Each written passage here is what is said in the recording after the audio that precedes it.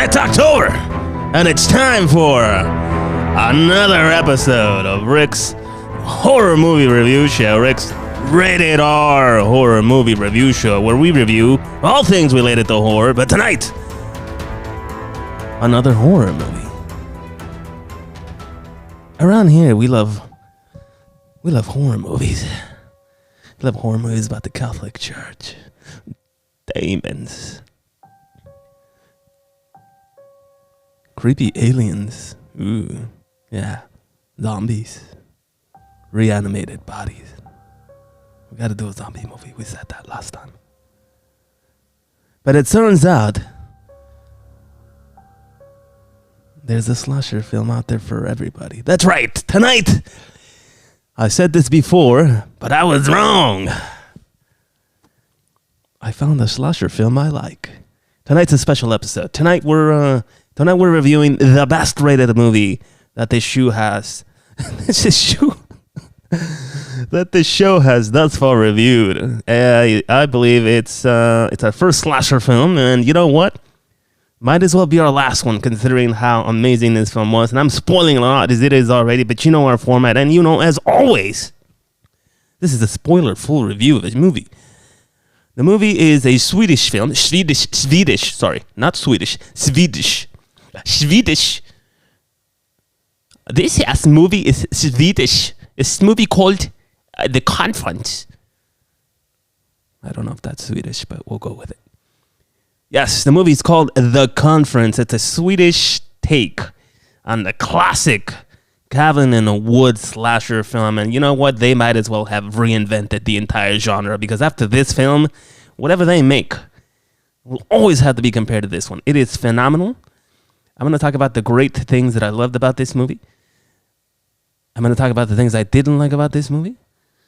And then we're going to go into the story. We'll do a plot review, analysis. Wait, we don't do analysis. We almost got you. Why don't we do analysis? Because we're not experts. We just live this shit, and we just do it because it's fun for us. And it's amazing to share our opinion and our thoughts and our beliefs as we experience this. Every one of these films is an experience, good or bad. And we're better people. Are you sure? Sometimes not. But anyway, plot review and commentary on what we loved and what we hated about this film. And tonight, a lot more love than hate. And then we'll give this movie a rating. Well, let's get to it. The things I liked. This is a great twist, as I mentioned already, on slasher films of the 1980s, potentially all time. This is how you make an interesting slasher film. Now, I've said in the past that I don't like slasher films, but the reason is, all the characters are always dumb. And characters is dumb. I don't like dumb characters. They annoy me. I want intelligent characters. I want characters that can figure shit out on the spot. You know, I get it. There's fear running. But, you know, you have to use your brain. You have to be able to find solutions to problems under any circumstances. And so the slasher films to me are always about the stupidest fucking characters and the stupidest fucking people in the history of mankind getting themselves into stupid fucking situations, and the killer happens to be the smartest among them. And they die because they're fucking dumb. And that's slasher films. Oh, I tripped and I fell. I tripped on this branch. Oh my god, now I'm struggling to get up and it's taking me forever. Actually.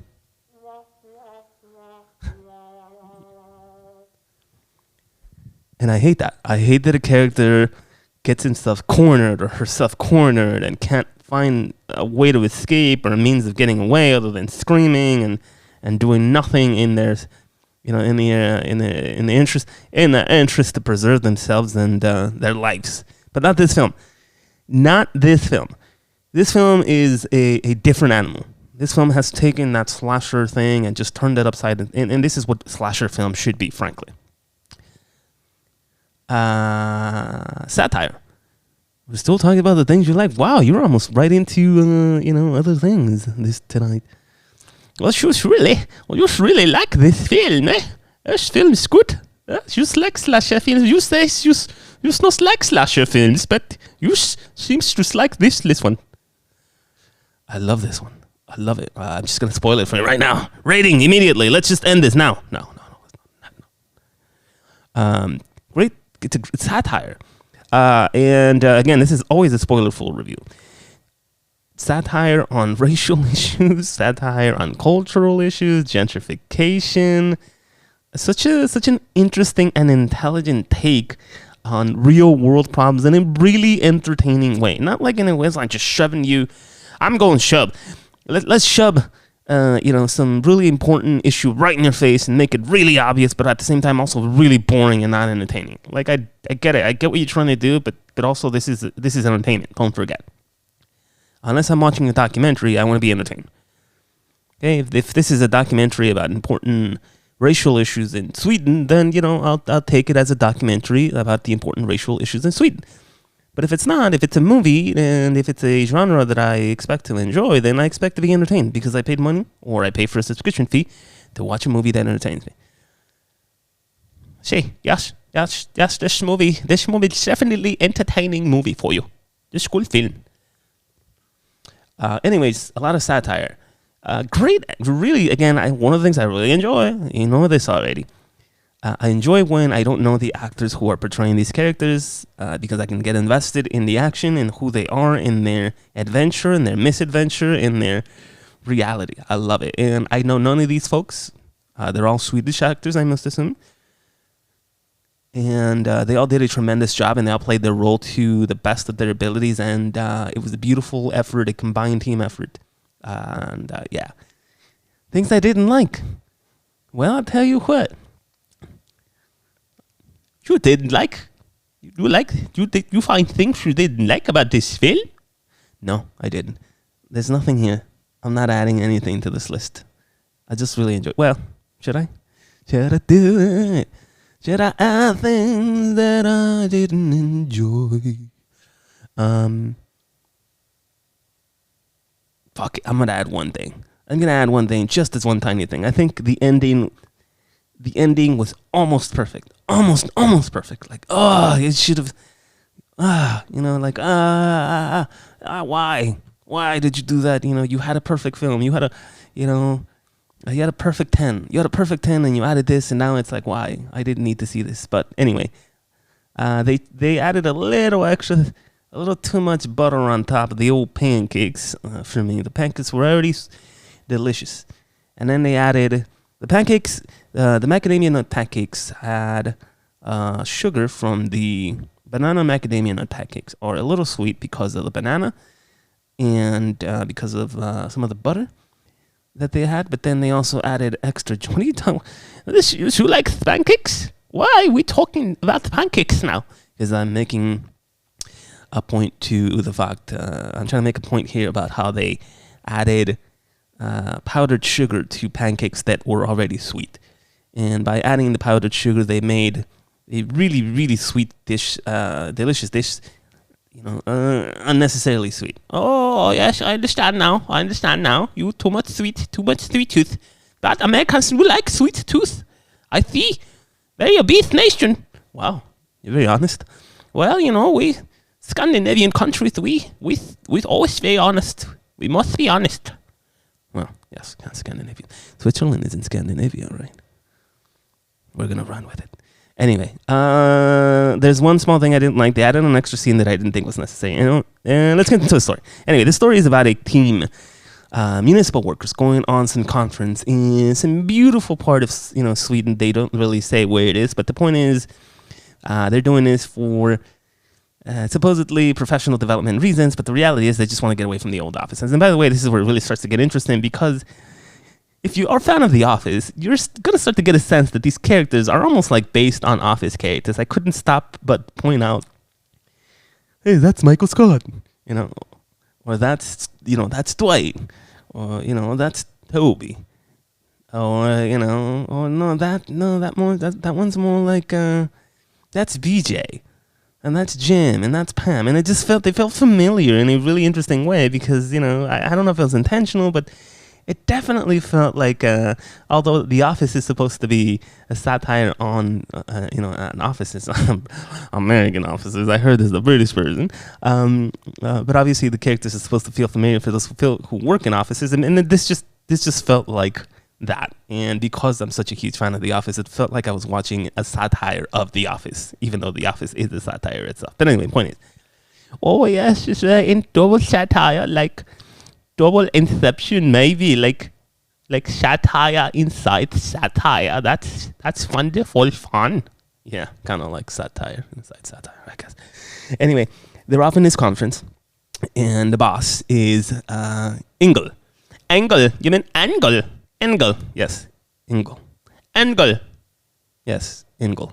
Engel, Engel, Engel. It sounds the same to me. No, it's not sound same. Engel, Engel, Engel. More eng. Oh, Engel. Yeah, Engel. Okay, got it. Engel. So Engel is the boss, who reminds me a lot of Michael Scott. Reminds me a lot of Michael Scott from The Office. And she's the leader. She's telling them how, they're in this conference and they're in this professional retreat, and everybody's arriving in this cabin in a woods type of scenario, and we meet the person who runs the office, the concierge, I guess. I'm sorry, not the office. With the woman who runs the camp, or the cabin area, the retreat area, essentially.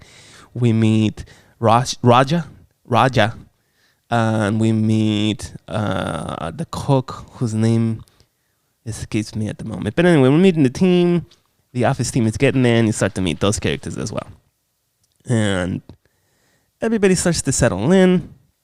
Everybody finds their cabins. They're doing little funny presentations. Rather, it's not supposed to be funny, but there's a real funny money in there, because they're doing. So the point of the conference is because they're redeveloping the land. Somebody has bought this land out from this farmer, and now this company who is in charge of all of this paperwork, which is the team that we're meeting, is in charge of the paperwork, and I don't exactly know how it works, but anyway, the point is like this piece of land is being redeveloped. This camp will be gone. It's going to be taken over by some kind of commercial development. And the big lot is going to be taken over by IKEA. They made that very clear. Anyway, they're there to enjoy the last hurrah of the space before it's torn down the next day. Groundbreaking happens the next day. Engel. That's right. Engel is, very happy about this. She's ecstatic, but at the same time, she's very ecstatic to be there, just away from the office and drinking booze and enjoying, the amazing piece of land that it is. At the same time as this is happening, we start to get shots of what I really enjoy. I really enjoy. I don't like when there's just some random trap in the middle of nowhere and I didn't see it get set up. I want to see the trap get set up. I'm sorry, I just do. It's part of my mechanism. I need to know things. So I need to see the trap being built. I need to see the trap being set. I need those things in the story, because a random trap in the middle of nowhere, to me, just doesn't make any sense. I'm sorry. I need to see it. I got to see it. And guess what satisfied this movie? This movie goes into scenes of revealing the killer, but not revealing who the killer is. That's confusing. They reveal killer, but not who he... Oh, yes. You mean there's shots of killer, but not shots of his face. That's right. There's shots of the killer, but not shots of his face. So they reveal the killer, or who's potentially supposed to be the killer, because obviously this person is planting all kinds of crazy traps, crafting weapons, getting prepared for an assault on, on the conference folks. And so they're doing this at the same time that the team is having their presentations and settling into their cabins and all that good stuff. Okay, so back to where they're settling into their presentation. There's this real funny moment of when the redevelopment is happening. And they play a clip, one of those classic 1980s clips of, a perfect family, and shopping, or a perfect family. Anyway, just to plant the idea that this is going to be a beautiful community for beautiful people to live in, and it's going to be happy-go-lucky, and and it's quite evidently obvious. I don't know the demographics of Switzerland, right? Demographics always changing, always changing. We would be surprised. Switzerland, much diverse. Yeah, well, I wasn't aware of the diversity, so it was blatantly obvious that to me this produced this infomercial type thing for the development was a bunch of blonde Swedish people, good-looking blonde Swedish people, and that makes sense to me. I did see it as like weird. I don't know. I don't know the composition of of Switzerland. I know that there's definitely blonde Swedish. I know that there's the occasional brunette and raven haired folks up there, but I don't know enough about the country to think twice about it. But seeing as how the cast was diverse, and this movie is in fact a Switzerland movie, it sort of hinted at maybe it's not exactly the most inclusive infomercial. And they sure enough pointed that out. One of the characters, her name is Nadja. Once the commercial is over, once Angela, that's good. You got now, Angela. Once Angela finished showing the infomercial, one of the characters, Nadja, immediately orders, well, exactly. It's just, not just like, ain't this some racist bullshit? Not in those words exactly, but that was exactly what she's getting at. And Nadja is, she is of a different background than these folks. I don't know exactly who she is. She might have been Indian, Pakistani. I don't know exactly, but she's definitely not of what not. You're mumbling now. Not of. She couldn't see herself in the information. I totally get that, right? She is of brown skin tone with black hair. Beautiful woman for sure. But certainly no one to represent her in that infomercial. Most of those people were super tall, blonde, blue-haired. And it's funny, Aryan looking folks. And she runs out, oh, look at this infomercial, probably this neo-Nazi. It was just this really hilarious thing that I wasn't expecting at all, considering the film is made in Sweden. And I don't know anything about the demographics of Sweden, the political leanings of Sweden. I know nothing. And it was really funny and interesting to see that they're conscious about that stuff, considering, again, that the cast was very diverse. So beautiful on that. I love it. Again, this is interjecting, and I love diversity in movies. Interjecting, and I didn't put that in my things that I love. I love the diversity in this film. Anyway, really funny and really interesting, really well done. Like, again, a satire on issues that are real in any country, I'm sure. About one majority versus a group of minorities, and it was really interesting to see that in a really funny way. Anyway, we move forward. Yeah, full steam ahead with story. Anyway, they're all settled in, and now things start to get creepy. So now now, when they initially met everybody, I mentioned the cook. Well, the cook was sort of he wasn't dismissive, but people were dismissive of him, including the concierge. I forgot her name, but they just kind of skipped over the important parts of what he was ready to say. He had a presentation all set up for everybody there in the company, but they're just whatever, dude. Let's just get to the cabins and do what we got to do to get out of here. So he's kind of disgruntled, and he's there's a scene of him chopping vegetables in the kitchen, really, really angrily. Oh man, he's chopping. He's chopping.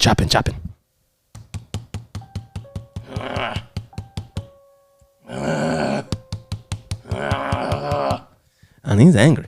He's just chopping away at those vegetables, and he's then dumped them in a kind of pot, and unfortunately the stove's out of gas. Fucking Roger didn't fill up the propane tanks with propane, and now he has to go up and fucking do it himself because he has to do everything around those parts. It's one of those characters. So he jumps into his vehicle. And he's our first victim, unfortunately. He comes upon one of the traps of the killers, pops his tire. Now he finds himself walking through the forest, and he falls through another fucking trap, and he's dead. And I hate to be so blunt and quick about it, but he was so good. He wasn't overly played out. It didn't take forever. He just, unfortunately, happens to be the first victim. But at the same time, it hinted almost at him being the killer because he was chopping shit so angry with a knife. With a knife. Oh, I did that one already. With a knife, you run away. With a gun, you charge. With a knife, you run away. And he was chopping away at that knife, with that knife, and it almost seemed like, they're being dismissive of him. Certainly, this guy's got a motive, and now, he snapped. This isn't the first time people are dismissive of him. He's just gonna go out crazy and start killing people. Well, it wasn't him, so good use of misdirection. I really thought it could have been him, and it wasn't, and they got rid of him out of the way real quickly, which is really good. No 3 hours of is the cook the killer? Who's doing the killing? Who's killing things? Is cook the killer? It's the killer cook. Is he going to poison the food? No, none of that shit. He's dead. So he's the first victim, and now he's gone. And obviously, as I mentioned earlier, the killer has rigged the forest with a tremendous amount of traps, and we saw these traps being set. And again, I love that. And so he fell into one, and unfortunately, oh, sorry, he's dead.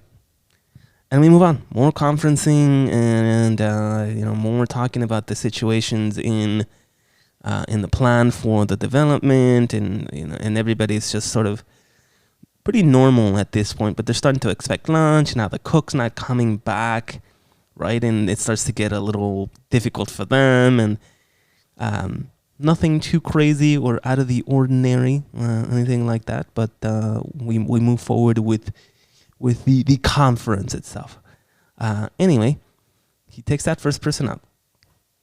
And then we move on to finding out, actually there's scenes of them going, like the entire time. Okay, so this is going to get too long if I continue tonight. I love this movie, and I think you should watch it. But Jesus, there's a lot of stuff to dissect.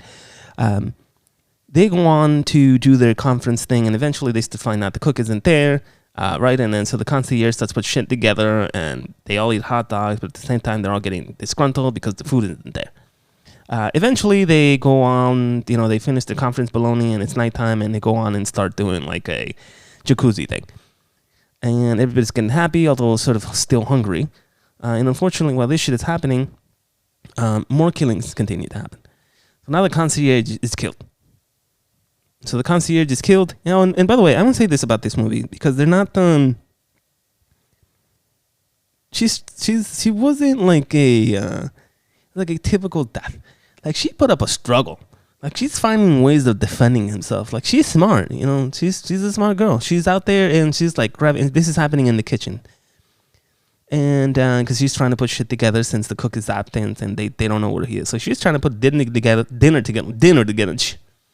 It's trying to put the dinner. You trying to say dinner together?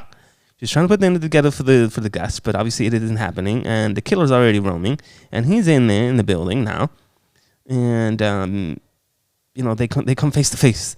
And this is really the first instance in the movie where you start to see that this isn't a typical slasher film, where like, oh my god, and then like you screaming, or a bunch of useless things, and falls and like walks, or rather drags herself backwards against the wall before covering her face and getting slashed. No. This girl is like, what do I grab to throw at this sumbitch? And it's grabbing pots and just launching shit like, take that, you bastard. You won't take me alive. Ha! And scrambling, they're grabbing shit, and she's out there, and she's being heroic and fucking, trying to save her own life, and she's grabbing more shit and scrambling shit, and it doesn't happen, unfortunately. But at least she put up a really, really, really good fight. And she's out there trying to save herself, and eventually the killer throws like this cast iron pad at the back of her head, unfortunately. And that's how she goes.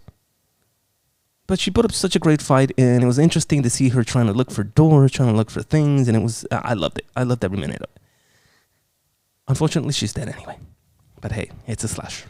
We're hoping that at the very least, these minor characters prove to be important pieces of how the story will be treated, right? But anyway, she's dead. So now they're all at the jacuzzi, and they're all hanging out, and everybody's there with the exception of this character who is Lena. Now, Lena isn't there, and I didn't mention this earlier. Lena is an important character, and during the conference thing where that presentation was being shown, some documents were brought forth to her. And these documents proved to have signatures by her that she herself says she did not sign. Now, why is this important? This important? I can say this is important because she was on medical leave at time when documents were signed and signature was forged. An important part of the story because there was, how do you say, because of the farmer? Right, farmer. The farmer who sold the land. Right, farmer who sold land. Farmer who sold land was not going to be, how you say, compensated? Right, compensated. Right. So the farmer who sold the land for the development would not be compensated. And Lena calls this out because it's really important, because obviously if they're going to ravage this piece of land, at the very least this man could be compensated. So she's angry about this, and she's making it known. Unfortunately, there's not much that she can do. There's this really weird relationship happening between her and another one of the characters. Oh, Jesus, what's his name? Jonas? Yeah, Jonas. Jonas is his name. Jonas is the shady character. She's a really annoying character, and winds up being sort of a villainy-like guy. And he is the person who's putting this deal together, but nefarious reasons, of course. The reality is it's not as it seems, and we don't know that yet. But anyways, that signature was forged, presumably by Jonas. And Lena knows it, and she's angry, and she's trying to find evidence. Trying to find evidence as to what the hell's going on. And eventually she does that while everybody's, having a good time. And we'll just come join us in bathtub. It's good, delicious. We'll drink beer and wine, and we'll get hot water and cold weather. That's like, we do Scandinavian things. Everybody loves hot water tubs in cold weather, not just Scandinavia. All right. Not exclusively, I meant to say, but we love things like this. It's fun activity for us.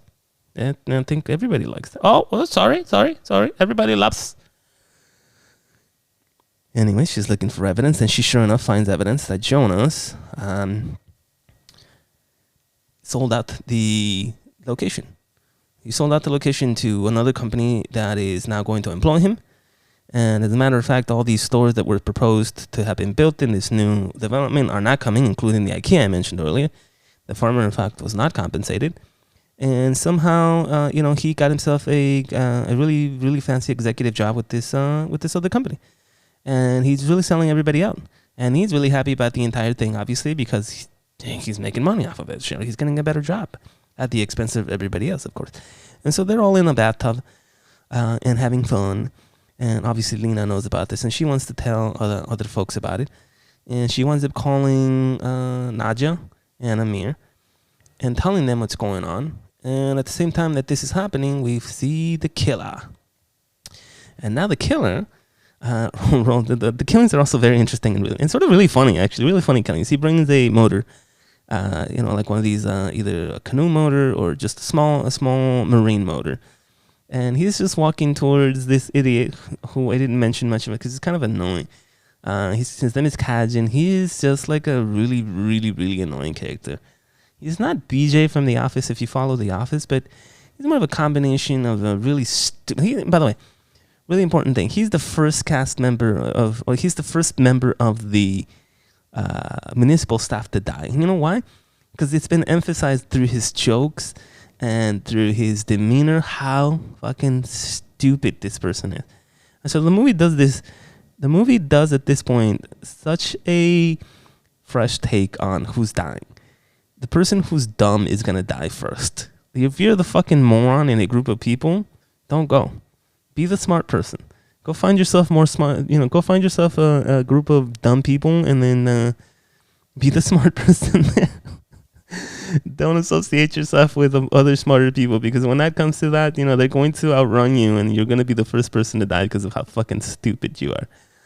But anyway, that's what happens to him. He's in a bathtub being an idiot, saying stupid fucking jokes and doing really annoying things, listening to really shitty music, and he's the first one to fucking die. He's just dead. The killer comes in with a propeller and starts walking towards Kaj.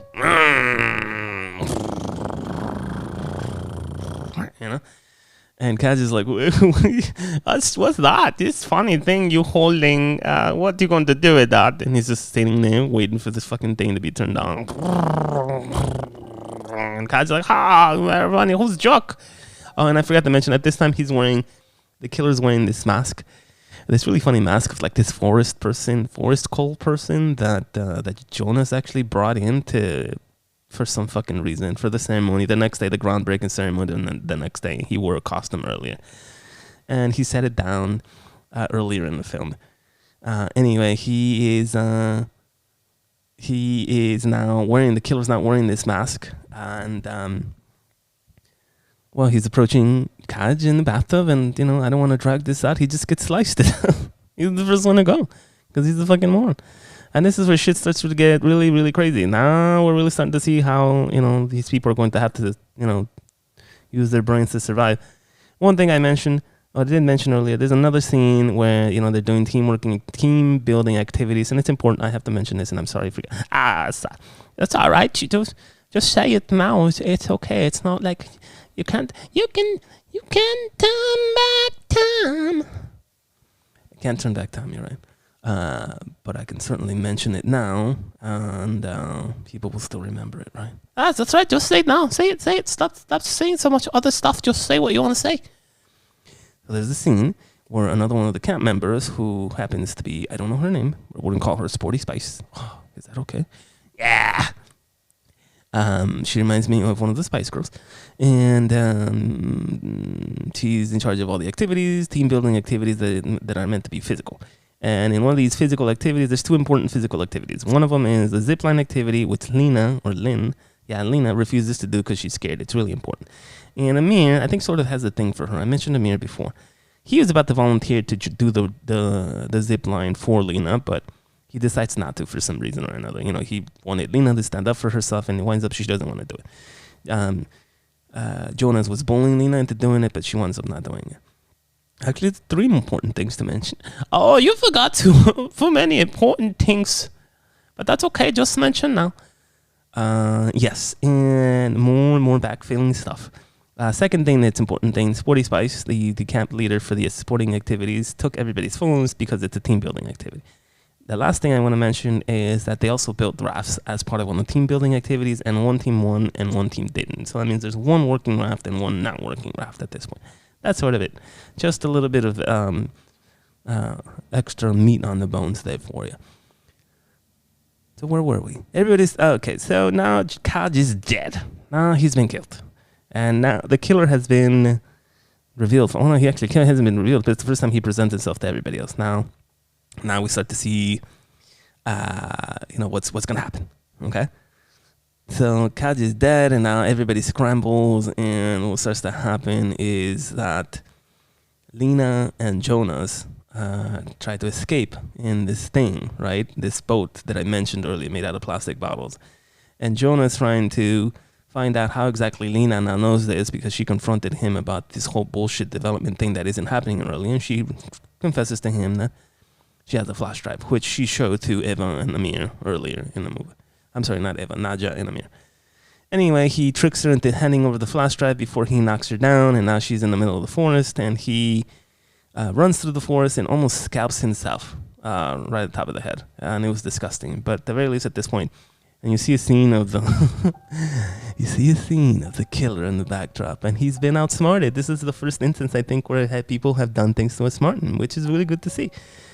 Anyway, both of them escape, and so the killer decides to pursue the other team members, who are Nadja, Eva, Amir, and Torbjörn.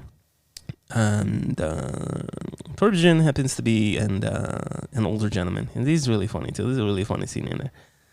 Eva, not as old as Torbjörn, but certainly a little older. And so they're all in the main cabin, and they're trying to find some weapons to defend themselves. And thankfully, Lena and Amir at some point find them, and they all get together in the cabin, and they all figured out that they got to find a way, right? And this is where it really starts to get really cool. Now it's a group of people using their brains to outsmart a killer. They don't know what's out there, but they know that he's got intentions of killing them. But they're all like, "What the fuck? Well, we got to do something about it." They're not like waiting to get killed or anything like that, and they all have different ideas about how to survive the night best. Unfortunately, the team building activities didn't quite do their job, right? They're all still not quite on the same team yet, although they all have ideas for how to survive. Anyway, what winds up happening is they split up, unfortunately, for not because of a particular reason. It's just because they couldn't agree to exactly how to defend him. But they do gather weapons, and they gather weapons, and the killer soon starts attacking them. And unfortunately, what starts up happening is Annette, who thought that the killer was somebody they mentioned earlier in the film, Franz. So Franz used to be a former co-worker who stabbed Engel, actually. Oh, I forgot about Engel. Oh my God. Engel got hung earlier in the film, really unceremoniously. She and I almost forgot about her because it was just funny. It wasn't really like anything interesting. So in the pool or in the jacuzzi scene, she's one of the ones there, and eventually, like, as she's running or she's getting dressed, or right after the jacuzzi scene when she leaves, she gets captured in the middle of the camp and gets hung, and that's the end of her. But Annette theorizes that it could be potentially Franz, an old co-worker of them, that stabbed Engel in the arm, and they alluded to that a little bit. And she mentions it to the cast. Oh, it must be Franz. And so she's not afraid of Franz because she thinks it's Franz. So she confronts him, tries to take off that mask, that cold burner mask, and then realizes that it's not Franz. And he has a sickle with him, the killer does, and just stabs Annette right in the top of the head, right on the noggin. And she doesn't die. She's just wandering aimlessly like a zombie through the remainder of the movie. And it's actually kind of funny. I ought to tell you, this movie is really fucking funny. I'm sorry to find fun and humor in the gory shit, but it's just hilarious. I mean, it is a satire, and it's just done in not in a bad way. Not like, oh my god, this movie's so bad that it's funny. No, this movie's so good that it knows what it's doing. It's just humorous in a really good fucking way. It's so fucking entertaining. Even small things like that. And this woman's acting as she has the sickle on top of her head and she's walking around like, she's almost like balancing like a pot on top of her head or something. Anyway, really, really funny. And so Annette is gone, and now we're still left with Nadja, Eva, Amir, and Torbjörn. And Jonas and Lena, obviously. But everybody at this point is split up. Anyway, the remainder of the group, who happens to be, I think right now, is Nadia, Eva, Amir, and Torbjörn. They find some newspaper, and they don't remember who deduces it, but it might have been Torbjörn. Torbjörn's the old man who, the entire movie, he's like, back in the old days, we used to do this in a good way, not like, back in the old days, women made us half as much as we did, and then we liked it that way. Not like that kind of bullshit, but more like, look at how dirty this guy is. Look at how dirty these people are. They used to get their hands dirty in the old days. And that kind of stuff. He's one of those people. But he's a really lovable character. I don't think he's with no nefarious reasons behind it. Not a nefarious bone in this dude's body. It's really funny. Anyway, he's still alive. Amir's alive. Eva, Nadja, Lena, and Jonas. But the only ones that are together right now being chased by the killer or figuring out what to do about the killer is Nadja, Eva, Amir, and Torbjörn. Anyway, they deduce that the killer is in fact obviously not Franz, who they thought it was, but rather Paulsen's, who happens to be, or Paulsen's son. Paulsen was the farmer who we all thought wasn't going to be compensated, but in fact it is revealed that he was in fact compensated. So Paulsen, the farmer, hung himself for some reason, even though he did get money. But as a method of seeking revenge against, his father killing himself and him losing the farm, he seeks revenge, right? And so that's the motivation, which, by the way, is really important for me. Somebody who's consuming this story. Like, I need to know the motivation behind the killer. If there is no motivation behind the killer, the story is really boring to me. If you're just aimlessly killing, unless you're the Joker. But that's a different story. I need to know the motivation. What happened to you? Why are you killing people? I'm not saying anything is ever justifiable, but it's an interesting thing that I need to know. I need to know the psychology behind why this is happening. It may be nothing. It may be, he just was born with a mental deficiency that didn't allow him to feel pain or remorse, and he wasn't, and that's already a reason. Okay, so there's always a reason, even if it's no reason. But anyway, it's revealed to him, it's revealed to the audience, potentially to the cast as well, or to the people in the conference, that the killer is Paulsen's son. And they're presuming this, right? They don't know, but obviously because they're so smart, by the way, I keep saying this, but they're really fucking smart. They're sticking together. They're even though they're not always following the same plan, they're trying to. And at this point, there's this scene where they're going to they're going to try to get away in the van. And they've deduced who the killer is, and now Nadja. Nadja is the woman who early in the film said, fuck these racist infomercials of yours, and Nadja's background is different than those folks in the infomercial. And again, I presume she must be of like Pakistani heritage or Indian heritage or something. And she's like, fuck it, I'm gonna go grab the keys to the van out there. And she runs out of the cabin against everybody else's wishes. Everybody just wants to stay in or do something else. She runs to the cabin, and of course the killer chases her. And you start to think, fuck, this girl's gone. Why'd you leave the fucking cabin? Why'd you leave the safety of the group? This is another dumb one. Fuck it. Well, guess what? Not only does she get the fucking keys, She cuts her own hair to save her skin, which is, the killer grabs her by the hand. This is really funny scene of the killer like peeking through the window, the head, right? The coal burner's head peeking through the window as he's grabbing Nadja's hair. And she's got like these giant like poultry scissors and grabs them and cuts her own hair as he's pulling her hair and saves her skin. And unfortunately, he walks into the cabin eventually as she's grabbing the keys and turns the lights off because she turns the light. Well, one little sort of dumb, right? But you can understand why she turned the lights on. So he turned the lights on as she walks in to get the keys, cuts her hair after escapes the killer as he's peeking through the window when he finds her, but eventually walks into the cabin himself, turns the lights off, and there's just the audience doesn't see anything. There's the struggle. The next thing we see, a few moments later, they keep us in suspense. What's happening in there? It's quiet. Oh, and a few moments later, Nadia emerges from the front door with her hair sliced with keys in hand and followed by the killer a few seconds later. And he's been stabbed with the poultry scissors. So now there's two things here. This is different. Yeah, this girl's staying alive because she's smart. Yeah, her plan was risky, but it was executed correctly. And what she was in fact faced with a life or death situation, she chose to, to really harm herself a little bit. Even it was like not really physically, but she's cutting her own hair and stuff like that. You could assume that if she needed to cut a finger off to escape from the killer, she would have done that because she's smart. Sacrificing a limb to save her life, that sort of thing. And that's the message that I got, that she was smart. And also, number two, that the killer is not like this machine. He's also a human being. So he gets stabbed on the side, and Nadia returns to the group with the keys.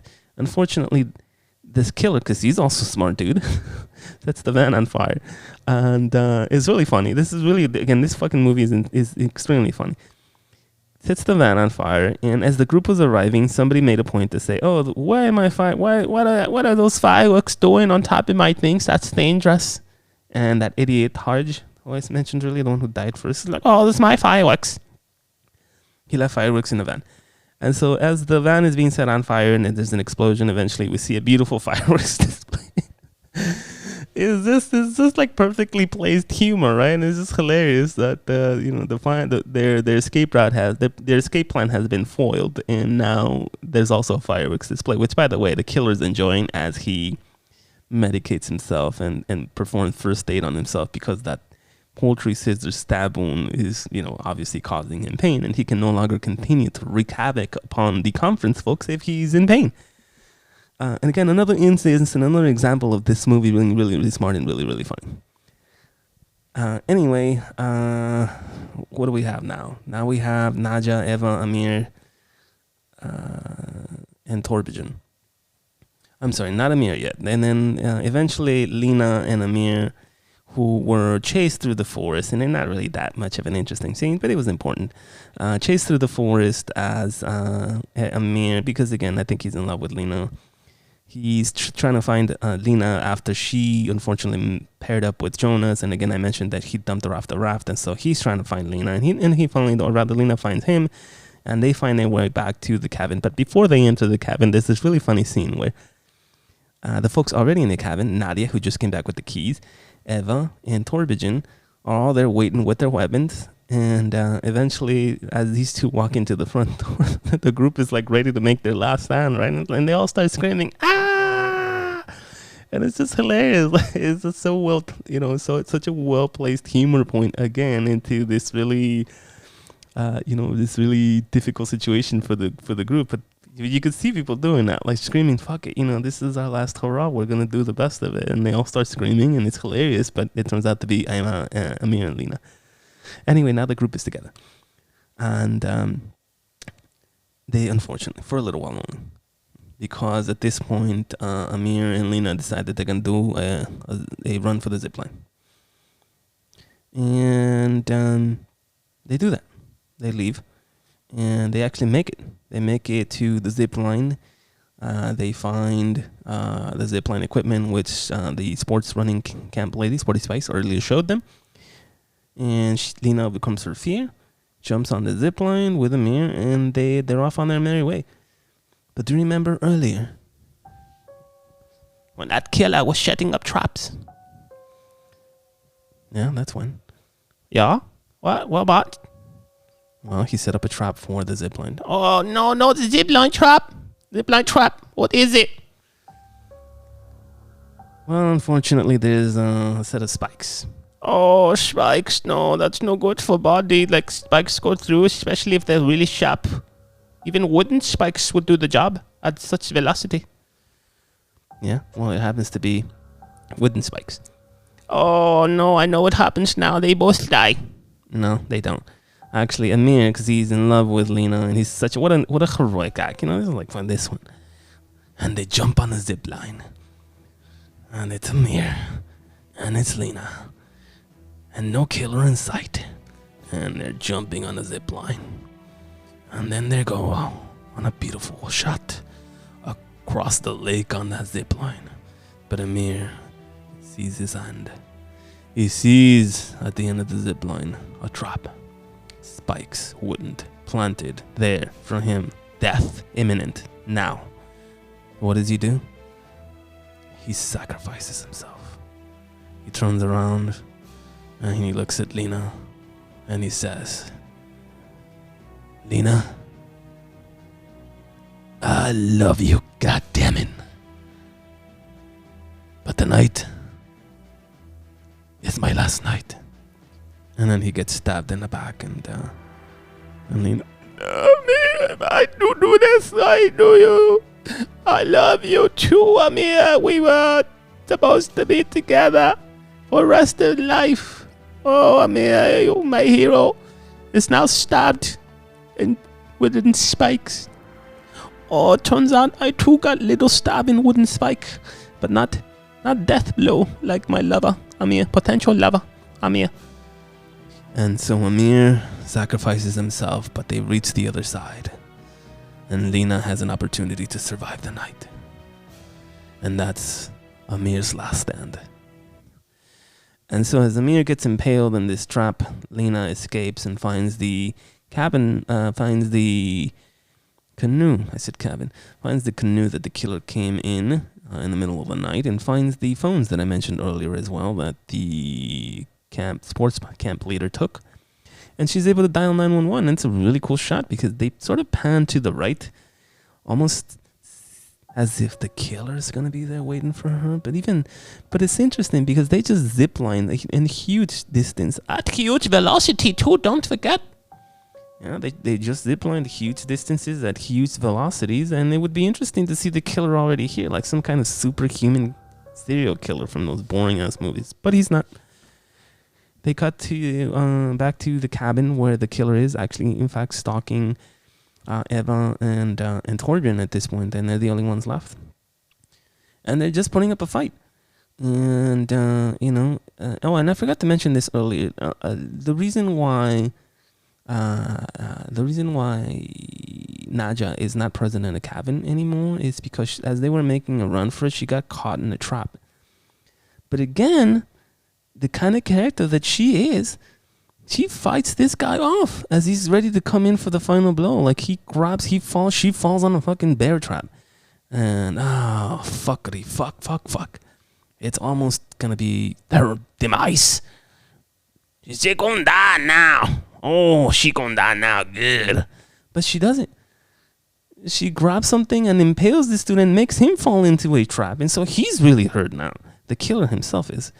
And removes the trap from herself and makes a run for it, and she survives again. So this is the second instance she's faced this killer and survived to tell this tale. Why? Because she's just fucking being resourceful the way anybody would be if their life was on the line, I think. And I really love that. She's just smart. I fucking love the smart characters. Everybody in this movie has been really interesting and really smart. Anyway, we move forward to another scene of Eva and Torbjörn, who are the only ones left in the cabin, and eventually there's a knock on the door, but this time it's not obviously anybody nice. It's the killer. And they start to put up a fight. And it starts to get really, really, really funny here. Torbjörn, who's just, the killer is at the front door, and he comes in with typical slasher thing, the chainsaw, who, by the way, was being held by Eva earlier in a really funny way when they were all gathering their weapons. She was just almost carrying it like a purse. It was insane and funny. Anyway, the killer has the chainsaw, and he cuts through the front door and eventually runs out of gas. And at this point, You know those old timey fighters like pictures where like the people have their hands up and they're like, "Panama, come on." Torbigen just puts up his fights like one of those old school fighters like that, and it's just like really, really ready to fight this guy. And him and Eva are trying to fight this guy off, but he's much younger. Torbigen's an older dude. And Eva's like scrambling and getting away, showing her true colors at this point. Like she's not really interested in anybody else but herself. Although still understandable considering survival, self-preservation is kicking in for her. And she sort of really forgets Torbigen, even though they were bonding a little bit earlier. And Torbigen at this point is like putting up a fight, and he winds up in the eating commons. And now he's just getting beat to death. And as Eva escapes the cabin, she has a change of heart. Because I think, she knew that what she was doing was wrong. And I really love to see that. Like, she goes from Breaking Bad to Breaking Good. And she comes back in to the dining area right when the killer is about to deal the final physical blow. And by this time, he's beating Torbigen to death. He's just punching him in. Punching Torbigen in the day, and Torbigen's an older gentleman, but he's still alive somehow. And right when he's about to deal the final blow, Eva just strikes him right in the back, and knocks him on the floor. And then she grabs this sickle, and just starts swinging away and yelling. And this is funny. The killer runs away. He's like scared. So Eva comes in and saves Torbigen's life right in the nick of time, and and forces the killer to run away to some other room, and they're both safe. And she barricades the door with some kitchen utensil or what? I'm sorry, some kitchen device. Device. What's the word? Do you mean like kitchen thing, like pantry or something? Yeah, like a wooden pantry, but it was metallic. Oh, so she blocked the door with kitchen pantry. She did that, exactly. And she goes and she checks on Torbigen, and she's like, "Torbigen, how are you doing, buddy? What's going on?" And Torbigen's like, "Oh, Eva, I'm glad you're here, but, I almost had that son of a bitch." This is really fucking hilarious. He's just getting beat to death, but his humor, his timing, the makeup on this guy, missing teeth, and he still has, the humor to say that. And anyway, now the killer's on the run. And now we go on to another scene. Eventually, they all meet outside because they're putting a run for it, right? But unfortunately, the killer is there. So Eva and Torbigen are going to make a run for it, and now they find themselves in the middle of the camp. And they're putting up a good fight. They really are. But again, Torbigen is an older dude, and Eva's just kind of exhausted that final energy that she's had to do to try to save everybody. And the killer has them now. And right as when you think the killer is going to deliver the killing blow to both of them, guess who shows up? Fucking Nadia, baby. From the middle of the woods, presumably limping. One good foot. Shows up with the golden shovel that they were going to use to do the ground baking ceremony the next day. And just fucking decapitate this son bitch. Damn. Like... And just chops his head right off. And at this point, you're like, and they do such a good job with the scene. Like, there's just like a blow and an enormous amount of bleeding. But no, we don't know if that head's coming off or not. We think it is, but he could have just been knocked out, right? And at this point, like, then the killer gets knocked out and gets back up a few minutes later, unexpectedly. But no, total decapitation. The head falls, and there's this beautiful, beautiful, beautiful shot of Nadja as the killer decapitated coal miner's head and mask come off at the same time, and the body hits the ground, and there's Nadja standing heroically with half her hair gone and the bloody golden shovel in one, just saying, "Fuck you. Fuck you, killer. I'm Nadia, bitch." And the killer, presumably the thing is over. It's all over, folks. The fight is over. Nadia with the killer strike going to kill himself, and he's been completely wiped out of existence. His head has fallen off the ground, although it's still in the hat. It's still in that mask. But Nadia for the win, everybody. Nadia, everybody. Please, a round of applause for Nadia. And Nadia comes in and saves the day. So not only did she survive 2 attempts in her life, she's the one that actually winds up killing him. It was beautiful, unexpected, and beautiful. And just when you think the movie should have ended, again, I mentioned Lena earlier had the opportunity to call 911 when she finds a stack of phones. She is now waving at the people, the paramedics for the 911 stuff. And I hate to mention, this is the only part I don't like. So once this feels complete. The night has been survived. The killer has been defeated. Everybody's okay. The police is on the way, but Jonas shows up again, who's gone for most of this part. Now Jonas is that asshole that's holding him out. And as I mentioned earlier, he sort of almost decapitated his head, but his scalp is falling off. There's this final scene where he attacks Lena as she's waving in the ambulances and the police. And Lena gets the best of him by pulling his hair off. And for some reason, his brain is shown. They shouldn't have been necessarily, because I don't think that that metal or that device that was used to cut off his scalp could have gotten through his skull. Other way, it would have sliced like part of his brain off initially, and that's not what happened. And so that was just kind of like weird, and I didn't like that. But anyway, besides that, what a beautiful ride. What an absolute epic story and a slasher, the way a slasher film should be done. And we're not going to drag this out any longer. This movie gets a 9 out of 10. It's our best rated movie yet. And it's a slasher, and I absolutely loved it. And it completely changed my mind about what slasher films should be or what they can be, and it was hilarious and fun and such a great thrilling ride. And I really recommend you watch this. And this movie's on Netflix.